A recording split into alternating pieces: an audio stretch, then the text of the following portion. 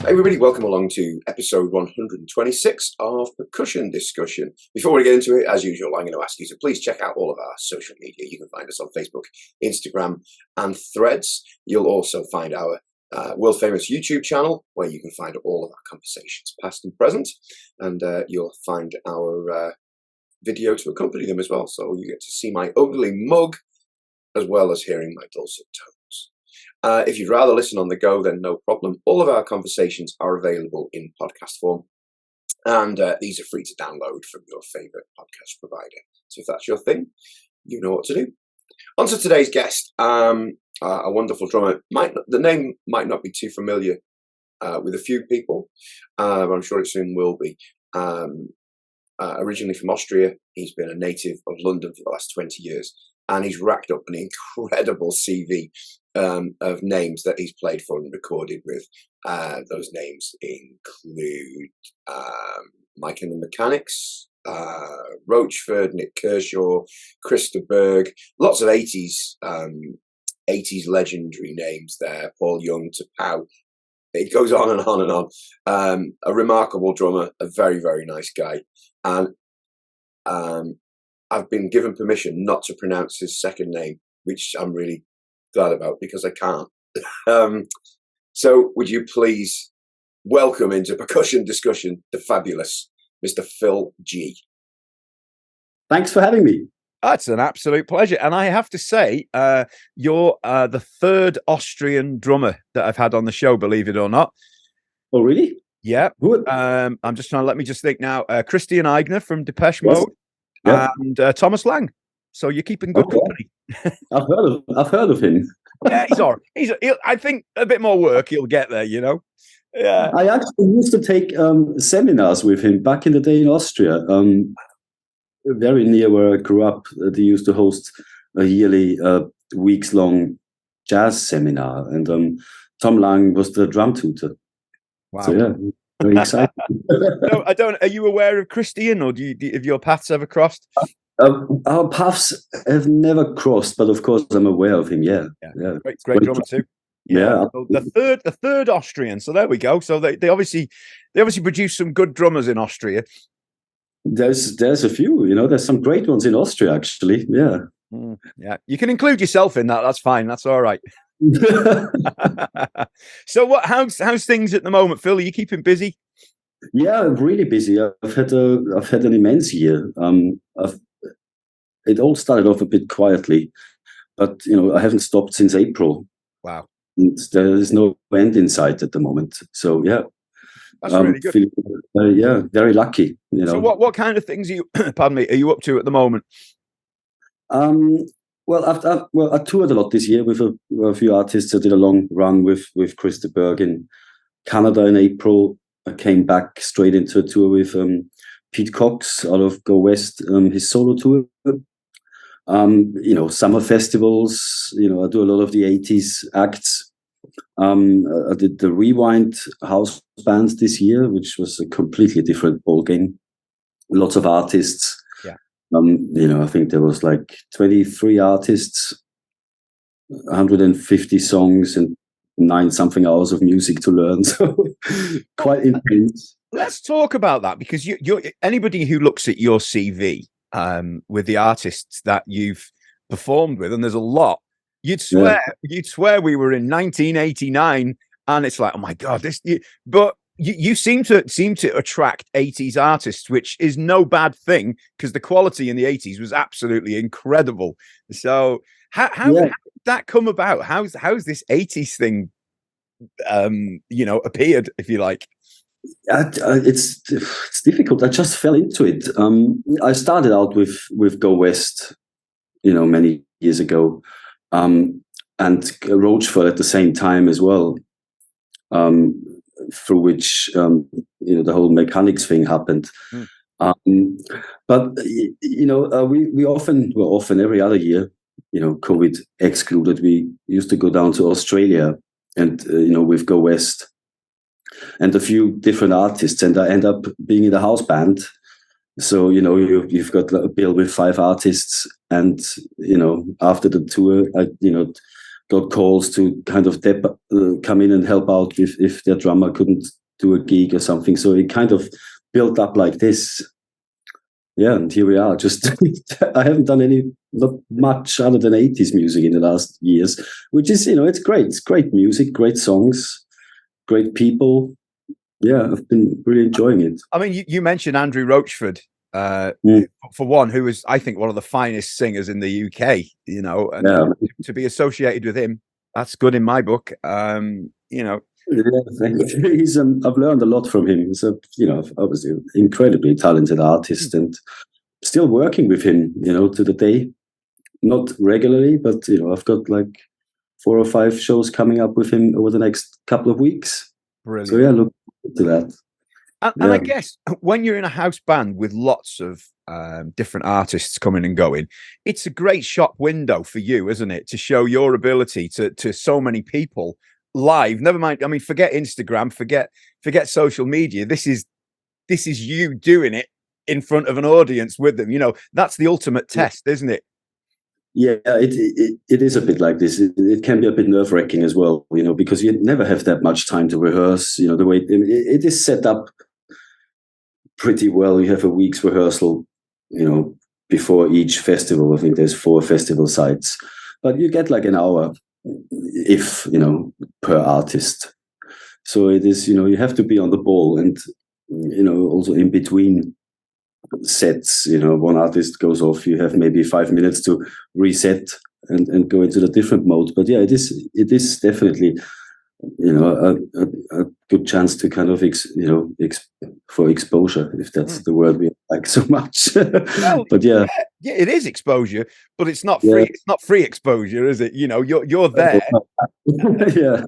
How often does that happen when you get to play with 20 odd other? Forget musicians; these are artists who are able to book musicians, which is I think it's fantastic. It's just it is really a great opportunity, and I was very chuffed when I got asked to do it, obviously. But of course, on the other hand, you've got to do a great job, or there's 20 people who won't like you. Exactly, yeah. So that's that's the idea. No, I think we got away with it. So I'd be obviously be up for doing it again if it comes around. But yeah. I enjoy it. Yeah. So tell me, how do you when these rewind things come about? So I guess there's a 6 or 7 piece band, maybe whatever it needs to be, and you play for every artist on that bill, and it's the house band. Pretty much. I mean, there are some acts who will bring their own band, but the house band would be on stage for, I don't know, 4 hours. Wow. Yeah, I mean, I was the new boy this time around. The rest of the band, they have done it for, I think, 13 years. Wow.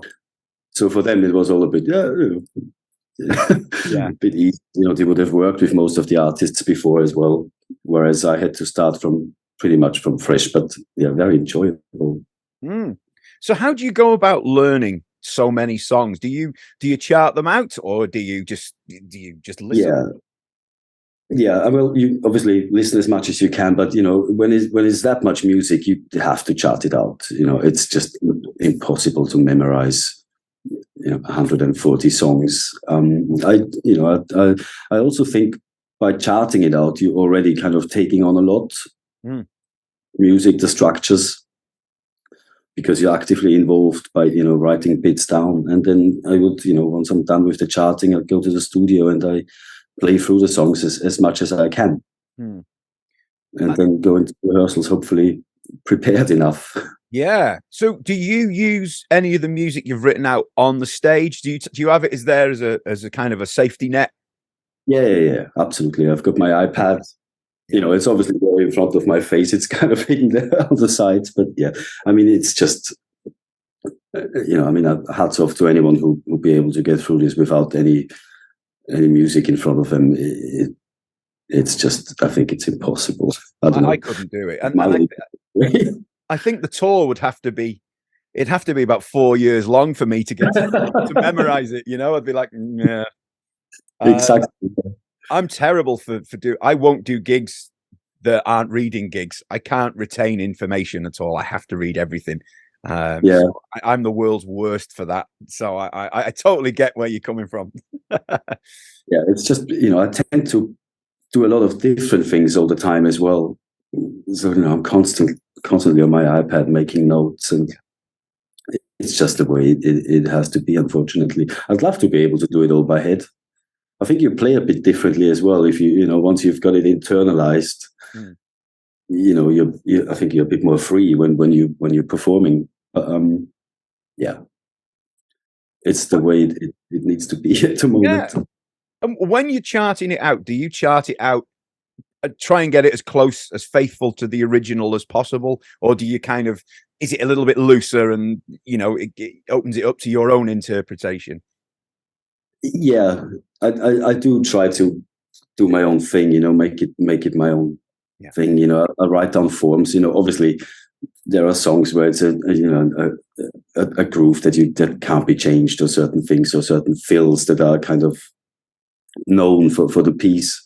But I just try to have song structures, and play. It's still about playing as well, of course, rather than being a workhorse in that sense. And of course, the 80s was kind of like the main era for electronic drums and different sounds and things. I'm guessing you've got to be pretty up to date with your electronics as well to reproduce some of these sounds. Well, actually, I don't really. Most of it is live. Okay. Yeah, I do have some electronics on stage, for certain things where it's just like Andy Bell, for example, where the whole erasure stuff is all very programmed. So you try and, kind of make it sound a bit closer to that. Yeah. But most of it is live. Okay, that's good. Yeah. And are there click tracks involved, or is it just? Yeah. Yes, everything's click. Not for everyone, but yeah, there's a lot of click. Yeah. Again, some of this stuff is just really hard to recreate. Yeah. Yeah. We hardly ever get to have an orchestra on stage, for example, or stuff like that, or big horn sections. So yeah, tracks are. It's. I think nowadays it's so common, which is good thing. But there's artists they don't use any tracks at all, which is a completely different vibe. Yeah.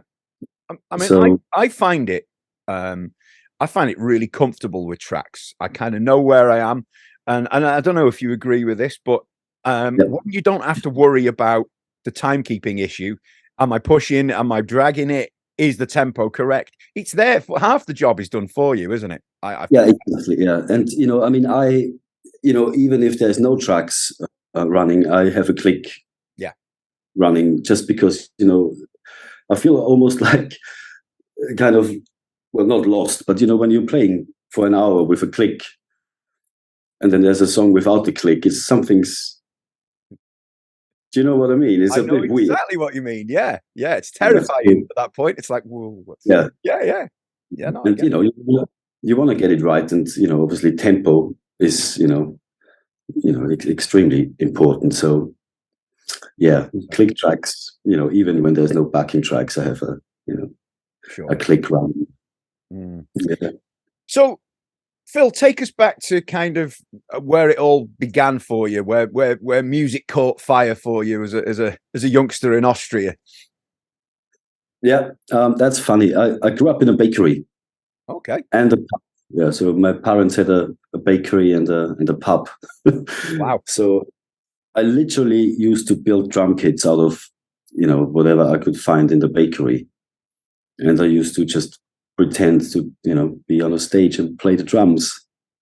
Then there's quite a good music school system in Austria. So every village would have a music school for kids to go to in the afternoon. And yeah, I wasn't allowed to start with the drums. I had to learn the piano, which was great. And I regret giving it up, because obviously as soon as I was allowed to play the drums, the piano got completely sidelined, which I regret nowadays, because it would help me a lot in the studio with writing and, harmony and so on. But yeah, in Austria, music school had some great teachers. And then, of course, my first, the same thing with music school. Every village will have a marching band, an Oompa band. Yeah. And I used to start out being the kid that would drag the bass drum, for the guy behind it to, whack it. And then eventually played the snare drum and so on. And then started joining bands, and then ended up in the military band because we have national service in Austria. Sure. That was great. I was able to pretty much practice all day long. We didn't do much else. And then shoot any guns then? we did once, but it didn't go too well. I think they didn't really let us near those. So how long is national service for then in Austria? I think it's about 8 months. Okay. But if you join the band, you have to do a year or 14 months or so. Yeah. But, it's great. You meet a lot of like-minded people and musicians, and you're 18 years old, and a lot of us went on to study in Vienna, and still in touch with these guys, which is great. So essentially, you're getting paid for 12 or 18 months to practice every day, get your chops together, and then go out and do. Exactly, yeah. Every now and then we had to do a gig, like march around the field and play while some other soldiers got sworn in. But I think we did one gig, a proper concert, and that was it. Wow. And I happened to be on television a lot back then when I was kind of working with an Austrian band, and they kind of, the whole army people, they left me alone to do my thing, which was very kind of them. Wow, that sounds like it. I think that's a great idea for national service for everyone, and I'm guessing nobody can avoid this unless it's health grounds. Maybe. Yeah. I mean, you can either join the army, which isn't something I ever wanted to do if it wasn't for that band. The other option is you can go into social services and help out with the Red Cross and stuff like that, old people's homes. But now for me, it was the army band. And yeah, like you say, I did try and cheat on because obviously you get assessed, if you're physically able to join the army. And I tried to cheat on the hearing test. I can't hear it, but it's already so loud in my ears. I've got tears in my eyes. So it caught me out that I had to go. Setting you up for all those years of click tracks, you see. Yeah, exactly. Yeah. That's why I'm off now. So who were the sort of drummers that you were listening to then as a youngster? We were given a lot of, there was no internet back then. It's all changed nowadays. You go on YouTube and it's all there. But we had VHS cassettes given by our teachers back then, and it was a lot of the Weckel, Dennis Chambers, Steve Gadd, all these Buddy Rich concerts, Vinnie Colaiuta, still my hero. Yeah. So it was these guys, yeah. And then also, the music I started to like when I was young. I listened a lot to Eric Clapton and Pink Floyd. And I think to this day, the 24 Nights album, Clapton at the Albert Hall, with Steve Ferroni is still just amazing for me, to listen to us, to listen to that, So yeah, these were the sort of guys, and also listening to a lot of pop music, I think, is what kind of got me interested in that, just playing songs. Sure. Well, Steve Ferroni hasn't been on yet, but I'm working on that. But Nick Mason has been on as a guest, so fantastic. Yeah, he's a lovely man. I got to meet him a few times. Very nice guy. Yeah, so I'll keep working on Steve. There we are. So I mean, some classic influences there. Now, I guess, did you go on to do the college thing eventually? Yeah, so I studied at the Jazz Conservatory in Vienna. Mm-hmm. Which was quite tricky. I think it took me a couple of attempts to get in there because it is kind of, I think it still is the place to go and study in Austria. But you had to do an exam to get in, and obviously there's a lot of people, trying to do that. And yeah, I did that for, I didn't finish. I feel bad. But I did 4 years, and I just decided I needed a change, and I came to London. I only wanted to come over the summer for 3 months, but it's been almost 20 years now. I'm still here. I always think that that's a massively, well, as you said, you weren't expecting to stay. But I always think it's a brave thing. Was the idea to come over and look for some gigs? Was that the plan, or? Yeah. And did you know people over here, or was it just purely just take a chance? Not really. I mean, still my oldest and best friend, Vincent Benjamin, is an Austrian bass player who I still work with in Go West, and he does Rewind and so on. And we always wanted to do something like this together back in the day. And he moved over a year before I did. I just wasn't able back then financially, and but I joined a year later, and it wasn't easy. It's quite. But I was young, and I think you can only try something like this when you're young, and I keep encouraging people to go for it sometimes, because the only thing that can go wrong is you just go back home. Sure. And I did have to, because I was doing reasonably well in Austria then, so it was like starting from scratch, and I worked in call centers and so on before I started to get gigs. Sure. But it was worth it, and I think it's probably the best thing I've ever done.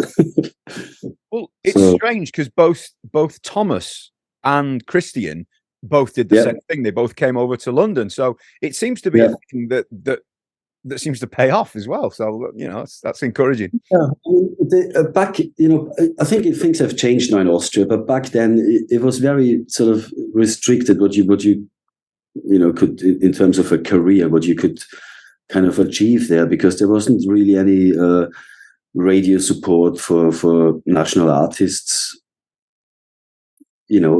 I was a bit scared that I'll end up finish my studies in Vienna and I'll go back to the village I came from and I'll be the drum teacher there, which is just didn't really, I wanted a bit more than that, and luckily it's worked out. Yeah, big time.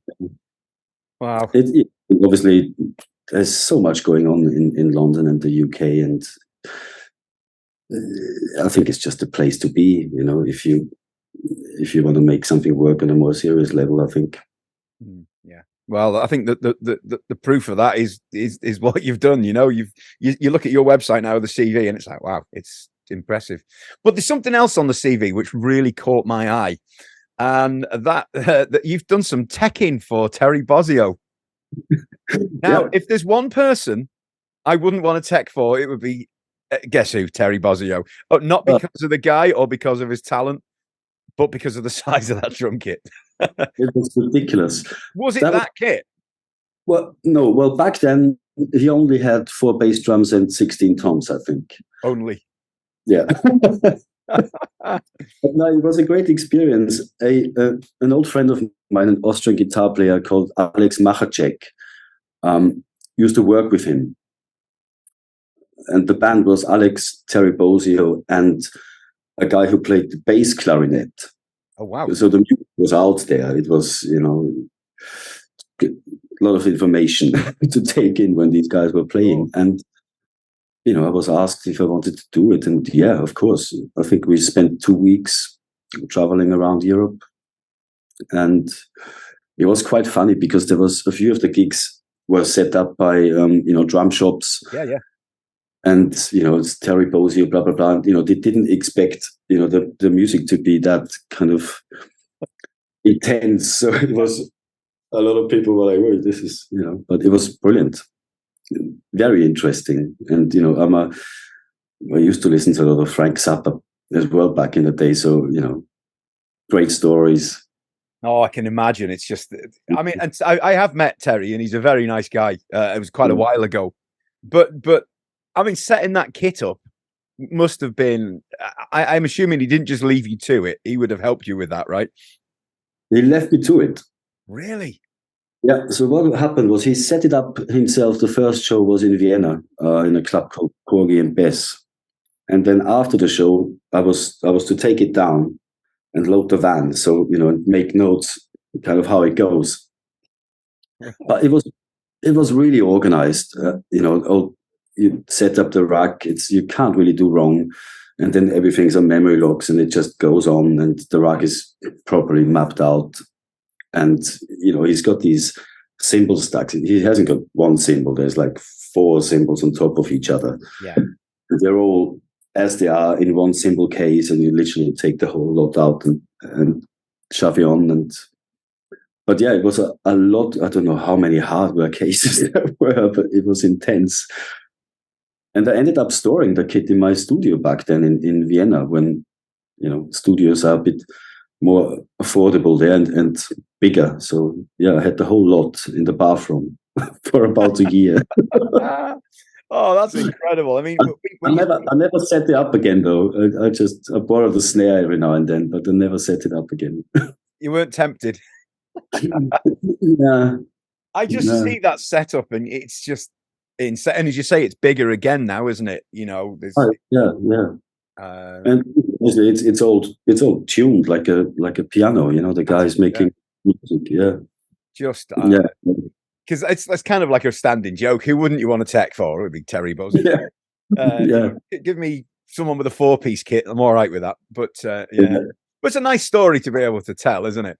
Yeah, no, yeah, it was a great experience. Yeah, and I still have some. He's given me some of his old stands he's not using anymore, and I still have him, I think, in my studio. Wow. So, that's nice little memento. Yeah. Now, talking of drums, tell us about your drums. Is it Alto Beat? Have I got that correct? Yes. Yeah. I've never heard of those before, but they look and sound stunning. Yep. Yeah, I know. Well, I've been working. So it's again an old friend of mine called Georg Skrenek. He's in Vienna, and I've been playing Alto Beat for 25 years almost. Wow. Okay. I want to say, and yeah, the first kit I bought it second hand, and when I decided to come to the UK, I took the drum kit with me, and obviously he was then very interested. Oh, you're taking the drums, great. And yeah, I just kept, buying stuff from him. And, he's been very supportive over the years. And, he's a one-man operation, does it all by himself, which is incredible. And, he's extremely talented. And yeah, he makes great stuff. He tries new things all the time. I've got like carbon fiber snare drums of his. He makes stave shells. Wow. Anything. Yeah, it's incredible. And you can spec the drum kit to your liking, from the obviously the finish, the wood, all the lugs. It's literally, you can totally custom. Totally custom. Yeah. And it's great. I've never had a negative comment about my drum sound anywhere. It's more the contrary. So yeah, really happy with them. And it's a bit tricky when you're kind of flying out. You obviously can't hire them very easily unless you're in Austria. Yeah. But no, I love them. And I also like that it's something that not everybody's got. Absolutely. Yeah. That's nice. And it's always a talking point, especially with drummers. How we are, this kind of slightly weird breed who completely share everything. How's this work? We're not like the guitarists who turn backs on each other. It's we're a bit different to that. Well, I heard them, and I've actually seen the clip before, and it reminded me, looking on your website, of the Isle of Wight festival with Mike and the Mechanics. I'm thinking, was it 2014 or 15? I can't remember, but was it 2016? They're both of them wrong, but there we go. And it was that classic song, In the Living Years, with that fill. That's one you've got to play right, haven't you? The one where it kicks into the main groove. Yeah. And I was like, wow, those drums sound absolutely stunning. Yeah, they do sound good. Oh. And obviously that's, put, the Phil Collins' long-term drum tech setting it all up for me and tuning it. So It's going to help. It's going to help, yeah. But no, yeah, that gig was just an incredible experience. This whole time with the mechanics was surreal. Yeah, absolutely. Yeah, really great song, great songs, great band. Just you know, everything is right with that gig, isn't it? I was lucky enough to see them with Nik Collins. I think it was earlier this year. I can't remember when even, and he was fabulous as well. You know, brilliant. I think you're the third or fourth drummer I've had on who's played. They've had a lot of drummers over the years, haven't they? For different. Yeah, I think there's about 5 of us now or so. Yeah. So, yeah. I went to see him at the Albert Hall, and I got to meet Nik afterwards. Yeah, it's great. He's a nice guy, isn't he? Great guy. Yeah, a really nice guy and a great drummer. You know, I first saw him when I was lucky to be invited to see Phil Collins's first comeback gig at the Albert Hall. Right. And Nik was on drums, and he was like 16 years old. And it was incredible. You know, you've got Lise Clark and Nik. Yeah, like each opposite ends of their age spectrum. Yeah, that's incredible. You know, and the thing with Nik, and I've said this a lot to people, is that he's not there because of who he is. He's there because of what he is. He's a great drummer. He's not. It's not because he's Phil Collins' son, which is of course it's going to help, but he can back up everything. You know, and I like that a lot. He played a drum solo at the Albert Hall. I was like, holy incredible, yeah. And I love the Isle of Wight show though. It must have been. Was that must have been like? Was that a career highlight for you? Would you say, Phil? Yeah, definitely. Yeah, I just can't imagine playing to that many people, and I could imagine the sound was great on stage as well, and just yeah. I mean, they always had a fantastic, team and crew. Yeah, and I learned a lot because I was, with the mechanics, I was covering for Gary Wallis, obviously, and literally just took over his monitor sound, his in-ear sound, and that was a completely different ball game to me back then. It's like, wow, and I learned a lot, and I took that away with me, and get great sound now in my ears thanks to that, because I want to ask for. I mean, there's nothing that can make or break a gig more than bad monitoring, because you want to enjoy the experience, don't you? And if you can't hear, we've had plenty of bad experiences, with bad in-ear sound and playback rigs going to bits on the first song, click tracks being all everywhere, and scary. I mean, I remember.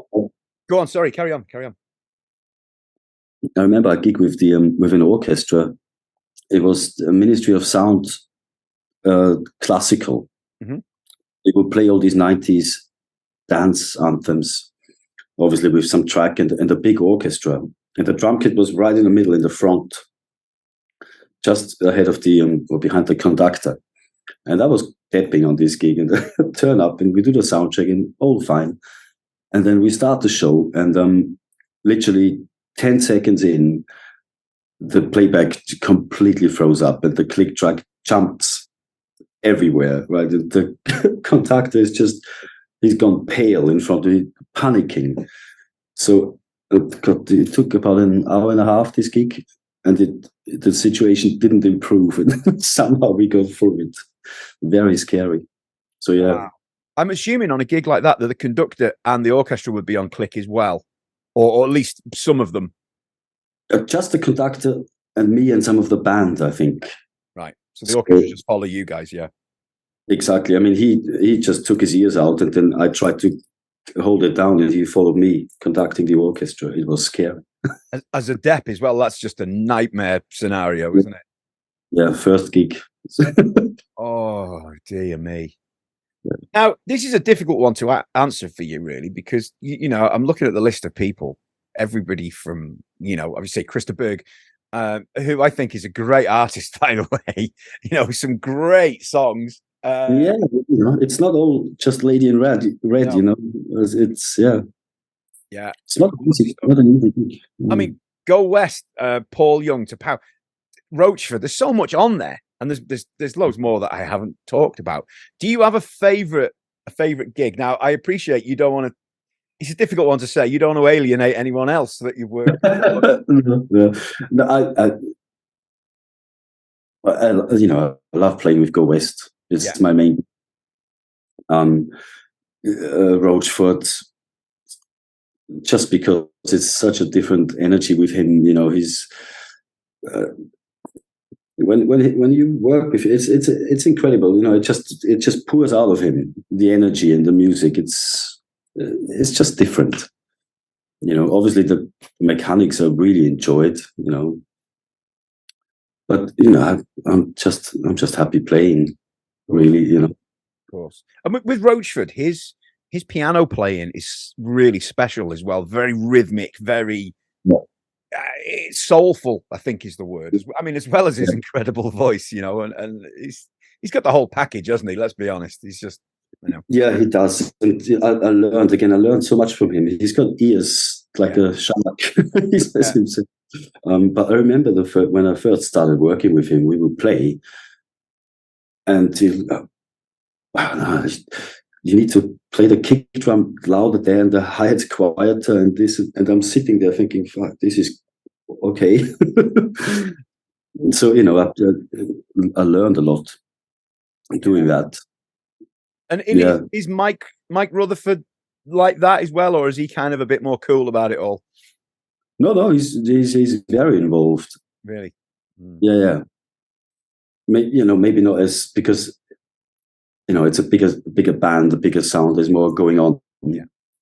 Whereas Andrew's gig is quite an intimate setting. It's a 4-piece band. Sure. It's not much track, so you're a bit more exposed.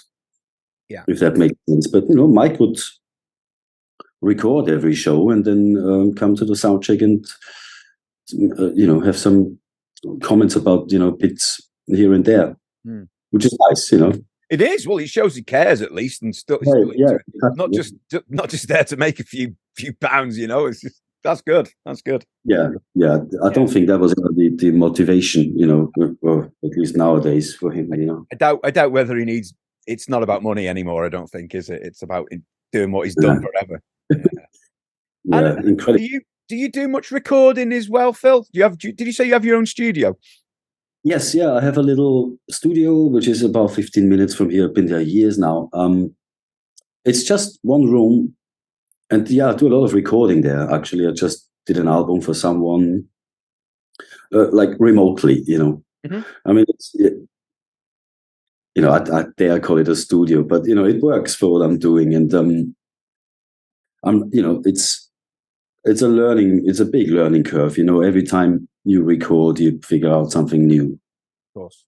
Well, I do it anyway. So I enjoy doing that, and it's great to have the space, and I like having my my drums and work life a bit sort of out of the way. It feels like you're going to work, and I'm not falling over snare drums in my place and stuff. So no, it's great. No, and I'm lucky with that actually, because I know a lot of drummers don't have a space, and I have all my stuff there. Yeah, it works, and I can even do the odd rehearsal in there if it's cozy. But well, it's all good. And are you at the point now where you're getting geeky and stuff into microphones and preamps and stuff, or are you kind of not that deep into it? I really would like to, and I'm trying to. I don't know the first thing about it, to be honest. You're very honest. It's a minefield, But I'm getting advice. I did a session in a studio in London yesterday, and they have all this stuff there. It's incredible, and the sound, they get and what's possible just is fascinating. So I want to in the future kind of build on that a little bit. And sort of up my recording game a little. But I think I need a bigger space first, because it's rammed with drums. And Well, And speaking of drums, I mean, you've got the space. Do you actually ever get the opportunity to go in and just play, just woodshed, just for the sake of it? Yeah, I do. But I have to be honest that because I've been so busy, when I've got a day off and I know I should go and practice, but it's just sometimes nice to step away from it a little bit, just just do something else. But yeah, I try as much as I can. Sure. So have you got anything interesting in the pipeline coming up that we should know about, or anything you're excited about? Yeah, well, I'm doing a few things with Roachford still this year. We've got some shows coming up with Go West. I'm going to Las Vegas for a gig. Yeah, I have been working with a Persian artist called Sogan. She's a female singer, really great, and I'm kind of MDing that whole thing. And so there's a show in Vegas, and I have to obviously come along, and I'm just in the middle of the process of picking out an American band to do the gig. So it's a whole different challenge, which I'm looking forward to. And then sort of early next year, we'll be going back to Australia and New Zealand for a tour with Nik Kershaw and Go West, double bill, which should be cool. I'm looking forward to that. Not so much the flight. No. It turns out there's no easy way of getting there. Will you be playing for Nik as well, or will you be purely doing go? You will. Now that's some songs. When you look back at the drummers that have played on those albums, wow. Yeah. Simon Phillips, Charlie Morgan. I know. It's scary, isn't it? We've done it before. Like Go West and Nik Kershaw is a combination that really works together. Yeah. And we did a number of tours with them, and they actually, share the stage and play each other's songs. Yeah. So yeah, it really works, and he's a lovely guy as well. So yeah, I'm looking forward to that. Just amazing. I honestly think, and I've said this a few times on a few of these episodes, that I genuinely think Nik Kershaw is one of the best songwriters that we've ever had in the UK. Just clever with everything he's done. So that's a nice thing to be able to do. So somebody said once to me, "It's like, blimey, he's got more chord changes in a song than Westlife in a season." Very true. So it's showing no sign of letting up. Then the gigs keep coming and tours keep happening, and yeah, so far so good. Fingers crossed it can continue. It's we all know what it's like in this industry. It's you never know what's around the corner, But yeah, of course, touch. Absolutely. So, Phil, thanks so much for doing this. Honestly, it's very kind of you. I really appreciate it. And thank you for inviting me. It's a pleasure. All the best with everything you've got coming up. And we'll see you soon, hopefully. Cool. Hopefully, we'll see you at a gig. Where are you based? I'm in North Wales. Okay. So Liverpool and Manchester are easy for me to get to. Okay, well, I'm sure something will manifest in that area, and I'll let you know, and hopefully we get to see each other in person. I hope so. Cheers, Phil. Thanks very much. Thank you, mate. Bye-bye. Bye-bye.